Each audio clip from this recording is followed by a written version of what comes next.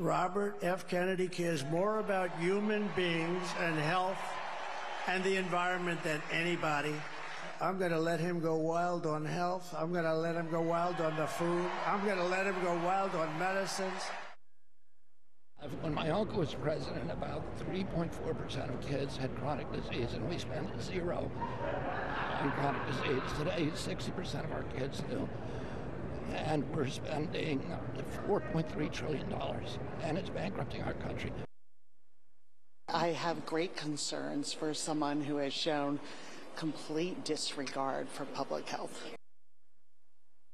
Donald Trump avait promis à Robert F. Kennedy Jr. de le nommer à la santé. Ben, c'est le cas. C'est confirmé. Celui qu'on surnomme RFK Jr. a été nommé au poste de secrétaire de la santé et des services sociaux dans la future administration Trump. Nomination qui cause bien sûr une onde de choc. Le neveu du président John F. Kennedy est connu entre autres pour ses positions anti-vaccins. En août, il avait renoncé à être candidat indépendant à la présidentielle et avait apporté son soutien à Donald Trump. Pour en parler, je rejoins en direct à Atlanta Julien Cavana, médecin neurologue spécialisé dans les maladies infectieuses et auto-immunes à l'hôpital Emory d'Atlanta. Docteur Cavana, bonsoir. Bonsoir. Quelle est d'abord votre réaction à cette nomination aujourd'hui? C'est une réaction d'effroi, parce que c'est quelqu'un qui ne comprend pas la santé publique, qui la combat d'ailleurs, et qui colporte des théories du complot, qui ont déjà, par son action, causé un certain nombre de personnes malades, voire des décès.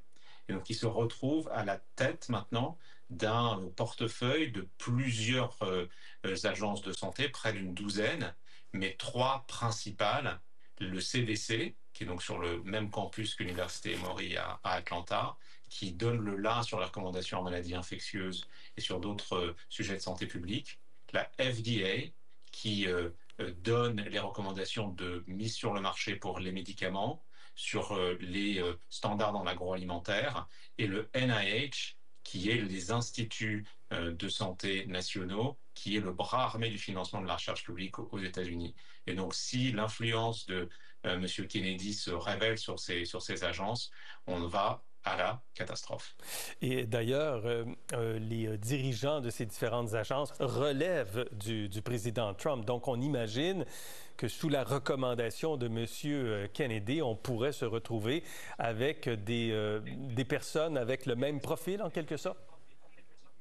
Alors, la question qui se pose pour moi ce soir, c'est y a-t-il encore des adultes dans la pièce avec Donald Trump? Et est-ce que cette nomination pourrait, j'en ai un secret espoir, un peu un écran de fumée pour un coup de com', mais que en réalité, dans la pratique, ces directeurs d'agences qui sont nommés par le président des États-Unis, comme vous venez de le dire, 2 d'entre eux sont confirmés par le Sénat, le directeur de la FDA et le directeur du NIH.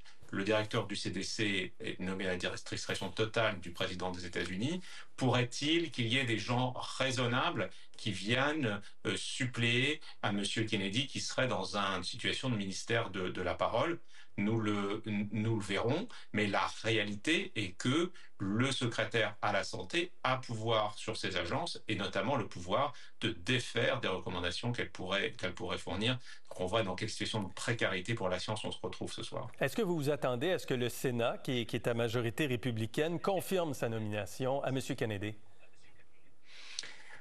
Écoutez, on a peut-être aussi un petit espoir de ce côté-là, qu'il y ait des sénateurs qui soient d'État quand même où on croit encore à la santé publique, mais il y a énormément de pression sur ces hommes et ces femmes politiques qui vont sans doute l'interroger, mais vont-ils aller jusqu'à refuser sa nomination? Et puis garder en tête que très probablement il va y avoir 53 à 54 sénateurs républicains, ça leur laisse une petite marge pour ces nominations.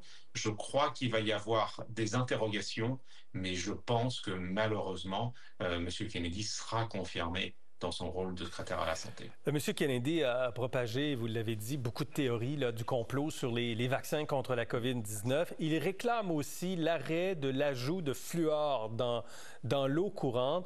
Vous qui travaillez dans le milieu hospitalier, à quelles conséquences est-ce qu'on peut s'attendre? L'ajout de fluor dans l'eau courante, dans tous les pays développés, a montré qu'elle réduisait le nombre de caries dentaires, d'à peu près 20%.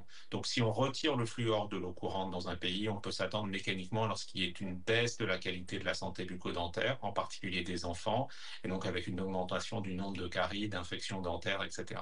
Ça, c'est très clair. Il y a évidemment aucune science qui vient démontrer qu'il y aurait une quelconque effet négatif de ce fluor dans l'eau. Et évidemment, ce que dit M. Kennedy sur les maladies chroniques inflammatoires et rendre les enfants transsexuels, ça n'a aucune réalité scientifique. Donc c'est véritablement faire une erreur de santé publique de retirer le fluor de l'eau courante, et ça se paiera en santé bucco-dentaire. Et sur les vaccins, est-ce qu'il pourrait changer les recommandations vaccinales en cours? Alors, techniquement, oui. S'il veut passer au-dessus du directeur du CDC qui donc donne les recommandations vaccinales, la FDA donne les autorisations de mise sur le marché et puis ensuite le CDC donne la recommandation vaccinale.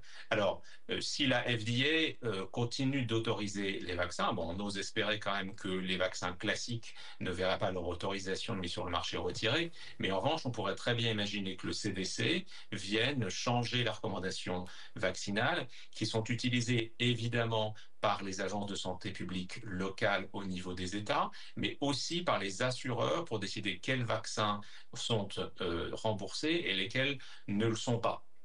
Donc, effectivement, il pourrait changer ses recommandations et probablement une des conséquences immédiates, sauf si les assurances décident d'aller avec leurs propres recommandations. Ouais. Mais vous voyez, ce serait une dissolution quelque part du pouvoir fédéral de la santé publique sur ces recommandations.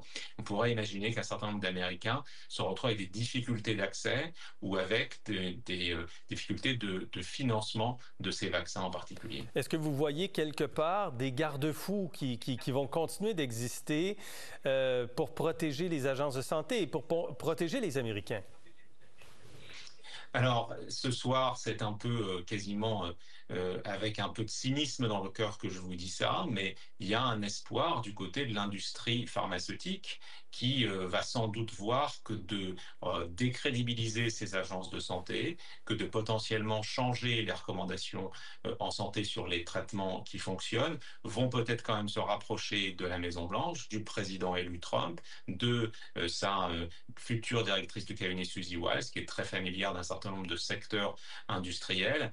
Est-ce que, quelque part, ces acteurs de l'industrie pharmaceutique ne seront pas ceux qui vont venir soutenir quelque part leurs propres régulateurs de façon à ce qu'on ne perde pas de terrain, parce que quelque part, ce sont aussi leurs intérêts qui seraient touchés si ces agences sont décrédibilisées ou donnent des recommandations fantaisistes. Et en terminant, est-ce que vous craignez pour la crédibilité générale du discours scientifique aux États-Unis? Oui, absolument. On est déjà dans une ère, depuis la Covid, où beaucoup de théories du complot se sont propagées, où la parole en santé publique est sans arrêt remise en jeu, où des théories du complot sont mises sur le même plan. Et donc, on est déjà dans une ère très difficile du côté de la santé publique et de la science. Mais jusqu'à maintenant, ces agences, qui sont quand même des fleurons scientifiques, ont donné le là et un là international. Et donc, c'est aussi une perte d'influence pour la science américaine que d'avoir ces agences qui seraient minées de l'intérieur. Absolument. Docteur Julien Cavanagh à Atlanta, merci d'avoir été avec nous ce soir. Merci de votre invitation.